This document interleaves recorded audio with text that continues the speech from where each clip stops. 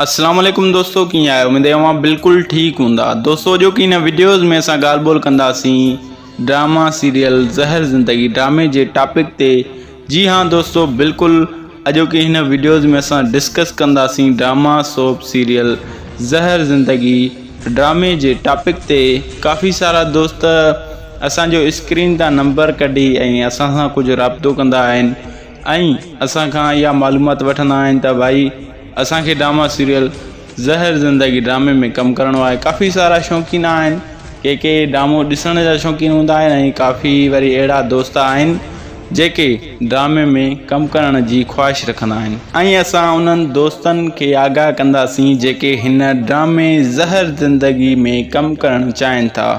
सो अॼो की हिन वीडियो खे तव्हां पूरो ज़रूरु ॾिसंदा ऐं असांजी हिन वीडियो खे लाइक कंदा, कमेंट कंदा ऐं सब्सक्राइब करणु न विसारींदा। जेकॾहिं तव्हां असांजे हिन यूट्यूब चैनल ते नवां आया आहियो त महिरबानी करे असांजे हिन यूट्यूब चैनल खे सब्सक्राइब करे घंटिया जे बटन ते क्लिक करे नोटिफिकेशन ऑल कंदा त जीअं अहिड़ा ई मज़ेदार वीडियो तव्हांखे ॾिसण वटां मिलंदा रहनि। त दोस्तों अचो त वीडियो खे शुरू था कयूं।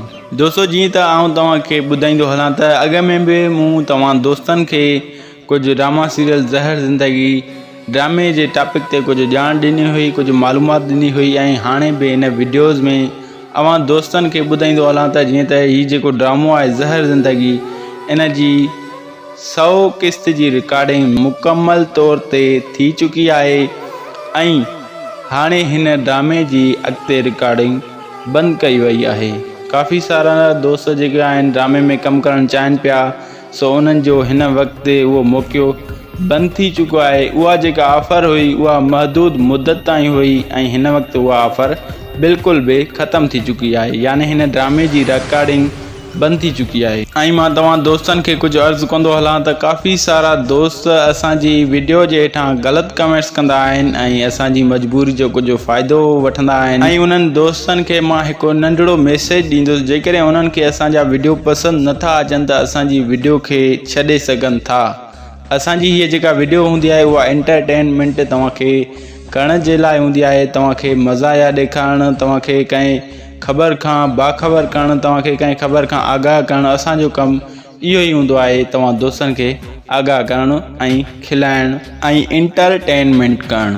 ऐं दोस्तों मां तव्हांखे ॿुधाईंदो हलां त कंहिं वीडियो में असद कुरैशी जो इंटरव्यू हुयो ऐं उन इंटरव्यू बाबति असद कुरैशी पंहिंजो बयानु ॾींदे इहो चयो त हीउ जेको ड्रामो आहे ज़हर ज़िंदगी, इन जी टोटल जेका रिकॉर्डिंग आहे उहा 100 क़िस्त ताईं कई वई आहे ऐं इन ई ड्रामे खे 100 क़िस्त खां अॻिते रिकॉर्डिंग न कयो वेंदो।